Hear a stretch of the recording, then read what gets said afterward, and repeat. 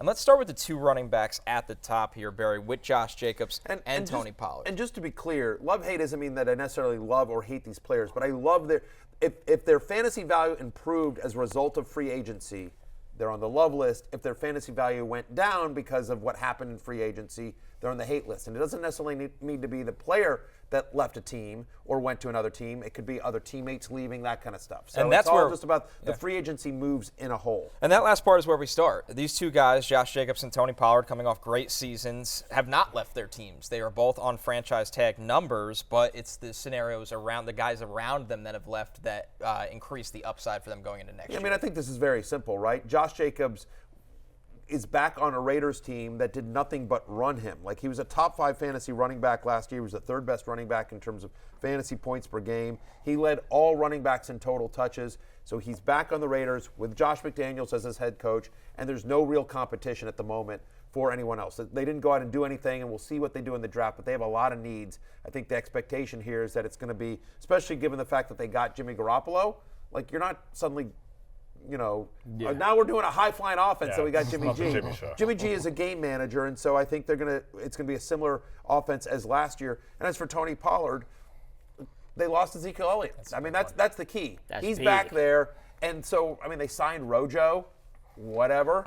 I know we've had songs about Ronald Jones on this show, but other than that, like, Tony Pollard is going to flirt with top 5 fantasy running back numbers if the Cowboys don't add anyone significant in free agency. Fournette's still out there. There's rumors maybe Zeke does come back on a small restructured deal. Feels like that's done, but you never know. But at the moment, and we're shooting this on April 4th. At the moment, Tony Pollard is the main guy in what's going to be a very good offense. Top 5 running back, I think.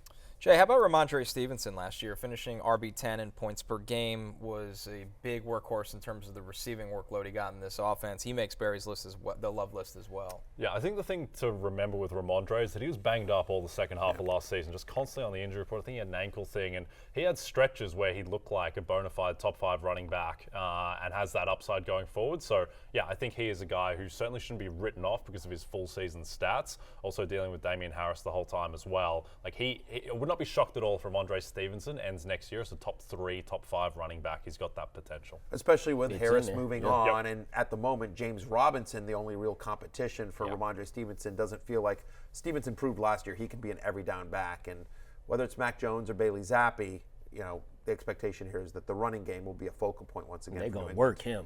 They're going to work him. Yeah, I love Rhamondre Stevenson. Lawrence, how about this duo for the Lions? David Montgomery makes the love list, but because of that, DeAndre Swift makes the hate list. Yeah, and I completely agree with that. What's interesting about Montgomery going to the Lions, right?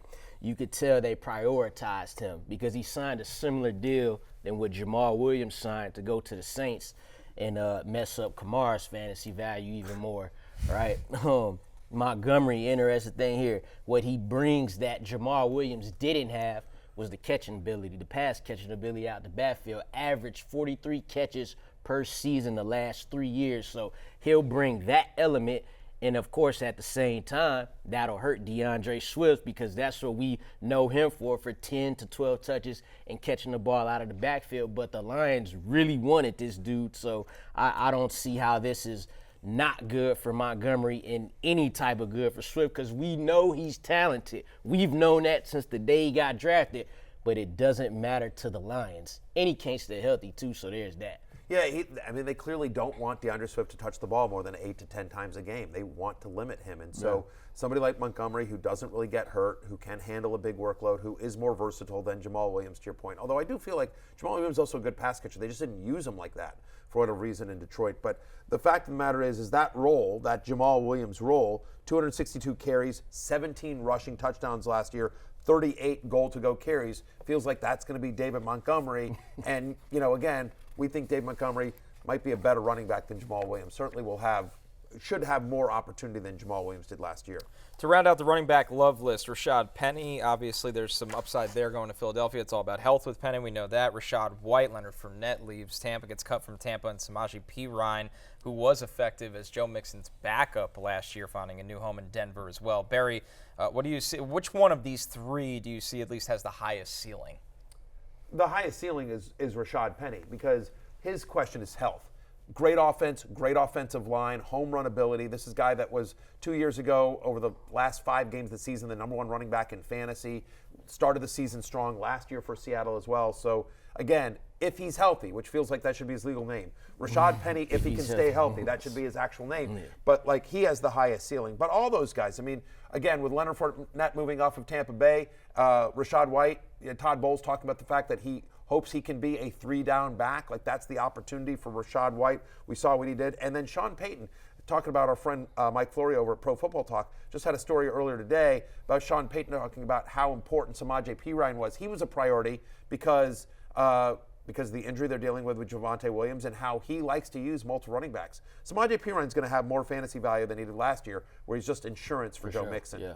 Yeah, and Denver spent all their free agency money on blockers, both offensive linemen and tight ends. So it kind of tells you the identity of where that offense is going to go. I think there is a very good chance, maybe very strong.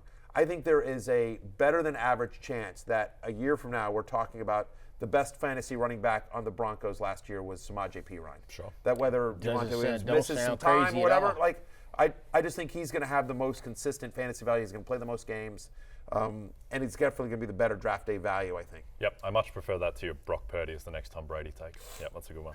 I don't believe I said that. It was implied. I just know you hate Tom Brady, my best friend Tom Brady. Yeah, I do. I know BFF Tom Brady. Sure, it's actually a little personal now. It was weird when I met Tom Brady in Australia. In Tampa Bay.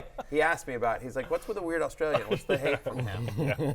And I said, he hates everything. Well, it's good Tom Brady's worried. Well, that's why I'll let you close out the hate list here, Jay, with Khalil Herbert and Deontay Foreman, and then one more here. Alexander Madison makes the hate list. There's a lot of Dalvin Cook trade rumors this offseason, and nothing really comes to fruition. Just can't get that breakthrough. Alexander Madison just doesn't he's get waiting. That breakthrough role to really kind 2 of weeks contend every for the year, Oscar. or he'll win you the week. Yeah, exactly. It's a shame for, hopefully, I feel like they should just be put apart, Cook and Madison. Let's just let Madison thrive, because I'm not sure he's that much worse than Dalvin Cook. Certainly when he's been given the opportunity, he's been fantastic. Khalil Herbert. But he makes the hate list because Dalvin Cook is still there. Yeah, exactly. So I agree with that. Khalil Herbert, I mean, I would have liked to see him really get run as the true #1 with David Montgomery gone, but it looks like, again, he's going to be, not have that full opportunity. So I understand that as well. I do think these guys, they're just given a little bit more leash than, I guess people are now just committed, though, to having multiple options. There are just so few true workhorse #1 backs. Yeah, Herbert was one of those guys that as soon as Montgomery left, jumped up on the love list, and then they signed Foreman. You're like, back down again. Another move with those two that's going to be good for the Bears offense, going to be good for football, but it's going to be tough. Like Deontay Foreman coming off 900 yards and 5 touchdowns. Good. He's, that's going to be like it's going to annoy you in fantasy. So, just try your best to avoid it. Especially because they've got, a very mobile quarterback that's going to take a lot of runs as well. Lawrence, what I missed on the hate list, of course, Alvin Kamara. And you brought up earlier Jamal Williams going to New Orleans. And then even with Kamara, there could be a pending suspension at hand. Just a lot not going in his direction heading into next season. Yeah, man. He was suspended last year, and it was still hard to, trust him as his old self from a fantasy perspective. Now, you get Jamal Williams now. That's definitely a dude that's taking goal line touches. And now, remember, when Alvin Kamara was at his best, he had Mark Ingram right there, but that's when he was catching 80 passes every season. That's no longer happening now without Drew Brees. So now you get Derek Carr in there, and, that's a different type of quarterback than a Drew Brees. So now you have a guy who's going to take your goal line touches, and sometimes you're not healthy and you might get suspended. So it's a crazy situation. I never thought we would see Kamara in this position. But to your point, there's a potential looming suspension. He wasn't great last year. He disappointed last year, and that was when he had Mark Ingram and Jamal Williams. Whatever you think of Jamal Williams is an upgrade over the last couple of years of Mark Ingram. Yes.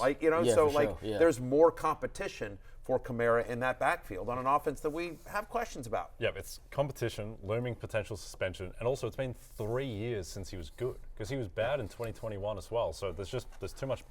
Obviously, he can turn it around, but there's a lot of things stacked against him. A lot of little injuries along the way, it feels like, with Kamara each season.